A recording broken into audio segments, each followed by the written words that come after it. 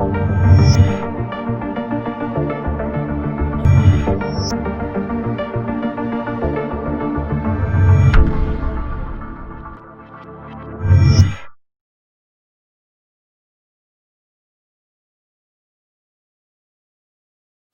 मित्रों, मैं K R. Chaudhary, assistant professor, university of Kota स्वागत करता हूं आपका VMOU online video lecture series में। मेरा जो विषय है वो अर्थशास्त्र के अंतर्गत the impact of price change Hicksian approach है। मांग का नियम बताता है कि अन्य बातें समान रहने पर किसी वस्तु की कीमत में कमी के परिणाम स्वरूप उस वस्तु की मांग मात्रा बढ़ जाती है तथा इसका विपरीत भी सत्य है। इस प्रकार कीमत में परिवर्तन मांग मात्रा को किस प्रकार प्रभावित करेगा, इसे कीमत प्रभाव के अंतर्गत बताया जाता है। जैसा कि परंपरावादी अर्थशास्त्रियों ने कीमत प्रभाव की ही बात की थी, परंतु आगे चलकर 1939 में J.R. हिक्स तथा R.J.D. एलन ने कीमत प्रभाव को दो भागों प्रतिस्थापन प्रभाव यानी सब्स्टिट्यूशन इफेक्ट प्लस आय प्रभाव यानी इनकम इफेक्ट में बांटा, जिन दोनों का योग समग्र योग कीमत प्रभाव यानी प्राइस इफेक्ट कहलाता है। मित्रों, हिक्सियन विधि यह दर्शाती है कि किस प्रकार प्रतिस्थापन प्रभाव को आय प्रभाव से अलग किया जा सकता है। J.R. हिक्स ने 1939 में प्रकाशित अपनी पुस्तक वैल्यू एंड कैपिटल में इस बात की चर्चा की। इसके अतिरिक्त इनके कार्य के लिए इन्हें 1972 में केनेथ जे एरो के साथ मिलकर नोबेल पुरस्कार से नवाजा गया। J.R. हिक्स ने बताया कि आय प्रभाव और प्रतिस्थापन प्रभाव का विभाजन इस प्रकार से किया जा सकता है कि किसी वस्तु की कीमत में कमी के परिणाम स्वरूप उपभोक्ता की मौद्रिक आय में जो परिवर्तन होता है उसे कर लगाकर या अनुदान देकर इस प्रकार क्षतिपूरित किया जाए जिससे कि उपभोक्ता उसी पुराने अनाधिमान वक्र पर विचरण करने के लिए मजबूर हो जाए। मित्रों, प्राइस इफेक्ट जो होता है किसी वस्तु के लिए वो दो प्रकार का हो सकता है। सामान्य तौर पर प्राइस इफेक्ट का जो प्रभाव है, जो चिन्ह है, वो दो प्रकार का होता है, नेगेटिव और पॉजिटिव। नेगेटिव प्रभाव जो होता है वो सामान्य तथा हीन कोटि या घटिया कोटि की वस्तुओं के लिए होता है। इसका अभिप्राय ये है कि इन पर मांग का नियम लागू होता है, जबकि धनात्मक कीमत प्रभाव यह दर्शाता है कि मांग का नियम लागू नहीं हो रहा है, अर्थात वस्तु की प्रकृति गिफिन प्रकार की है। इसे हम रेखा चित्रों की सहायता से समझा सकते हैं, जैसा कि आपके सामने प्रस्तुत है। देखिएगा रेखा चित्र में हॉरिजेंटल एक्सिस पे हमने X1 कमोडिटी तथा वर्टिकल एक्सिस पे हमने X2 कमोडिटी ली है। इनिशियल बजट लाइन PA है, जहां पर इंडिफरेंस कर्व EA पर बजट लाइन को टेंजेंट करता है और उपभोक्ता XA कमोडिटी X1 की XA मात्रा को खरीदता है। इस प्रकार अनुकूलतम बिंदु जो है वो EA है। हिक्सियन विधि बताती है कि X1 वस्तु की कीमत में कमी से बजट रेखा बाहर की ओर एंटी क्लॉकवाइज घूमकर निकल जाएगी, जो PA से निकलकर डायग्राम में जैसा दिखाया गया है, PA से बाहर निकलकर PB बन जाती है और इस PB को टेंजेंट करने वाला नया अनादिमान वक्र जो कि EB पर दर्शाया गया है, वो दर्शाता है XA से XB का जो विचरण है वो टोटल या कुल कीमत प्रभाव कहलाता है। मित्रों, जैसा डायग्राम में दिखाया गया है, XA से XB तक टोटल प्राइस इफेक्ट को दर्शाया गया है। अब इस कीमत प्रभाव को हम दो भागों में विभक्त कर सकते हैं, जो कि सब्स्टिट्यूशन इफेक्ट और इनकम इफेक्ट में है, जिनका समग्र योग जो कहलाता है वो कीमत प्रभाव कहलाता है। प्रतिस्थापन प्रभाव यह दर्शाता है कि दो प्रतिस्पर्धी या प्रतिस्थापन वस्तुओं की कीमतों में से किसी एक वस्तु की कीमत में कमी से वह वस्तु दूसरी वस्तु की तुलना में सस्ती हो जाती है। इस प्रकार ये रिलेटिव प्राइस चेंज को दर्शाता है। सापेक्ष रूप से सस्ती कीमत को सापेक्ष रूप से महंगी कीमत की तुलना में अधिक क्रय किया जाएगा। इस प्रकार सब्स्टिट्यूशन इफेक्ट दर्शाता है कि ये लगभग 99% केसेस में नेगेटिव होता है और किसी एक केस में जीरो हो सकता है और वो केस है कॉम्प्लीमेंट्री गुड्स का।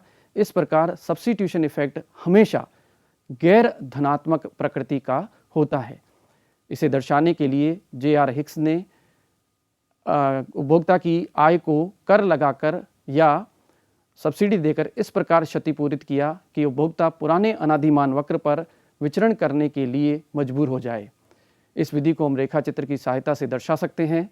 रेखा चित्र देखिएगा विद्यार्थियों, हमने फिर क्षैतिज एक्स पर x1 कमोडिटी ली है और ऊर्ध्वाधर एक्स पर x2 कमोडिटी ली है। PA हमारी इनिशियल बजट लाइन है।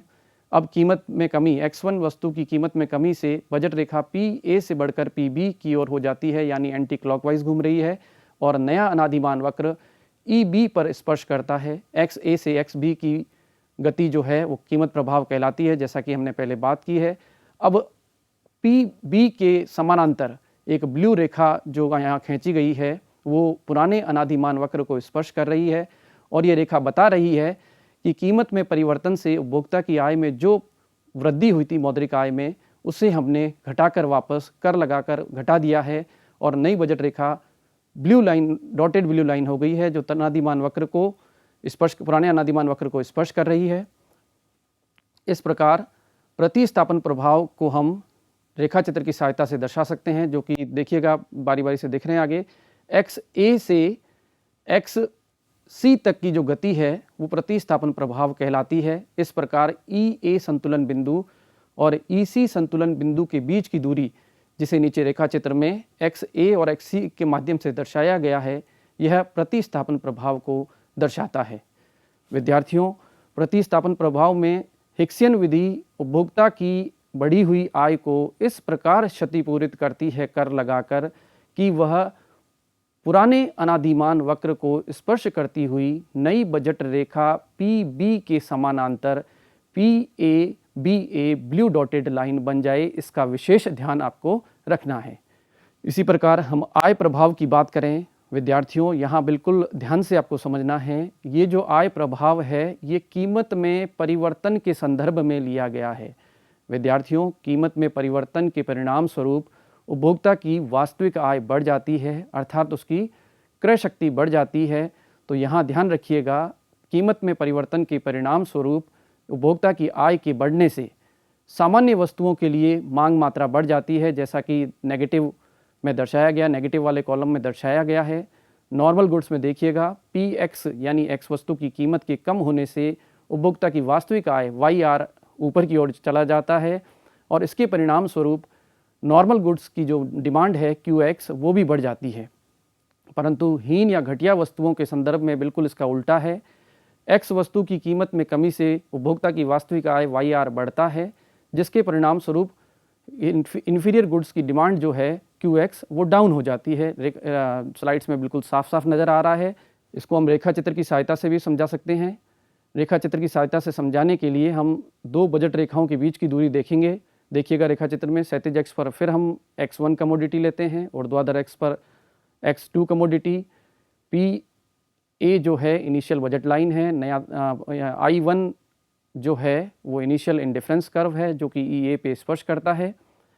XA इनिशियल कमोडिटी डिमांड है x1 की और EB जो है वो नई बजट रेखा पर PB पर स्पर्श करता हुआ I2 का संतुलन बिंदु है, जिस पर XB डिमांड जो है X1 कमोडिटी की उपभोक्ता OXB डिमांड करता है। इस प्रकार E से B तक की जो गति है वो कीमत प्रभाव कहलाती है और उपभोक्ता की आय को क्षतिपूरित करके हम नई बजट रेखा जो बनाते हैं वो डॉटेड ब्लू रेखा है P1 B1 जो स्पष्ट दिख रही है ब्लू कलर में, जो पुराने अनादिमान वक्र I1 को EC पर टेंजेंट कर रही है।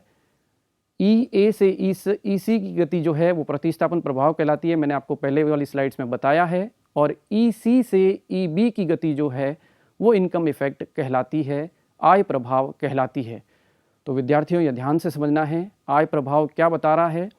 कीमत प्रभाव में से प्रतिस्थापन प्रभाव जाने के बाद जो उपभोक्ता की वास्तविक आय में परिवर्तन से उत्पन्न प्रभाव है वो आय प्रभाव कहलाता है।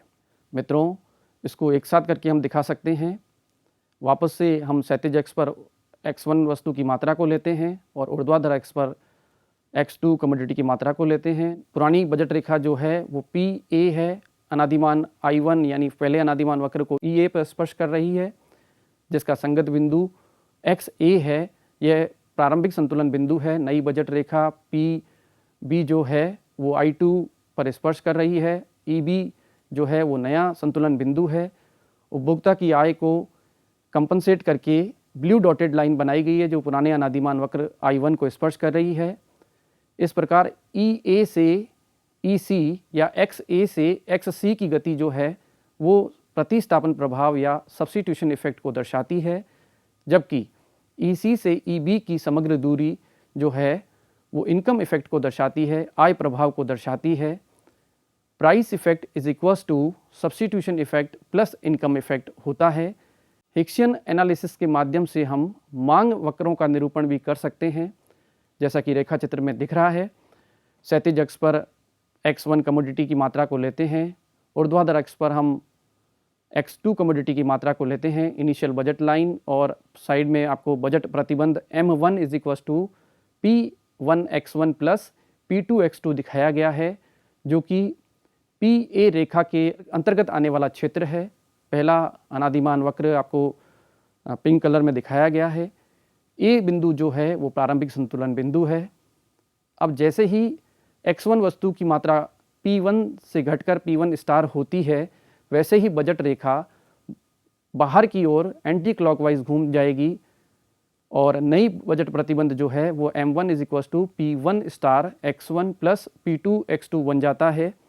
और नया अनादिमान वक्र रेड कलर में बिंदु B पर नई बजट रेखा को स्पर्श करता है, और इसके बाद जैसे ही हिक्सियन विधि के अनुसार टैक्स लगाकर इस उपभोक्ता की बढ़ी हुई मौद्रिक आय को कंपनसेट किया जाता है, तो वह पुराने अनादिमान वक्र पर ब्लू डॉट C बिंदु पर स्पर्श करता है। इसी के संगत हम नीचे मांग वक्रों का निरूपण करेंगे। क्षैतिज अक्ष पर फिर से X1 कमोडिटी, ऊर्ध्वाधर अक्ष पर फिर X2 कमोडिटी को लेते हैं। P1 कीमत दर्शा रही है, प्रारंभिक कीमत दर्शा रही है, जो A का संगत बिंदु है। उसके नीचे वाले चित्र में A प्राइम बिंदु हमने लिया है। P1 स्टार जो है वो नई कीमत है, कीमत में कमी के कारण उत्पन्न हुआ है। देखिए आप, P1 और P1 स्टार में से P1 स्टार जो है वो कमी को दर्शा रहा है। PB जो बजट रेखा है, नई बजट रेखा जो है उसके संगत बिंदु B पर ये जाकर ऊपर स्पर्श करता है, और उसके संगत का B प्राइम बिंदु है वो नीचे की ओर नीचे वाले रेखा चित्र में है। A प्राइम और B प्राइम को यदि जोड़ दिया जाए तो मार्शल का मांग वक्र बन जाता है, जो कि बाएं से दाएं ऋणात्मक ढाल वाला है, जो दर्शाता है कि मांग का नियम लागू हो रहा है। और बिंदु A का संगत A प्राइम और बिंदु C का संगत C प्राइम को मिलाने से हिक्स का मांग वक्र बन जाता है, जो कि ब्लू लाइन से हम अलग से दर्शा रहे हैं।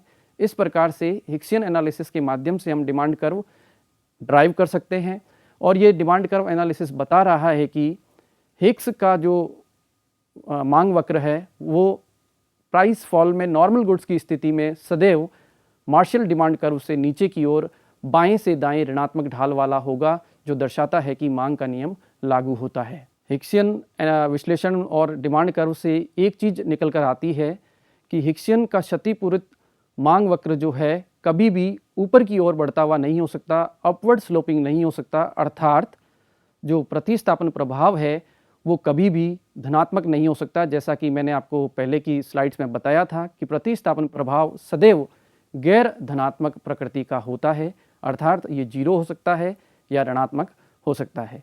मित्रों, इसी के साथ हिक्सियन एनालिसिस के माध्यम से मैंने आपको कीमत प्रभाव का सब्स्टिट्यूशन इफेक्ट और इनकम इफेक्ट में विभाजन बताया। मिलते हैं जल्दी से अगली स्लाइड में, अगले लेक्चर के साथ, अगले टॉपिक के साथ। धन्यवाद। जय हिंद।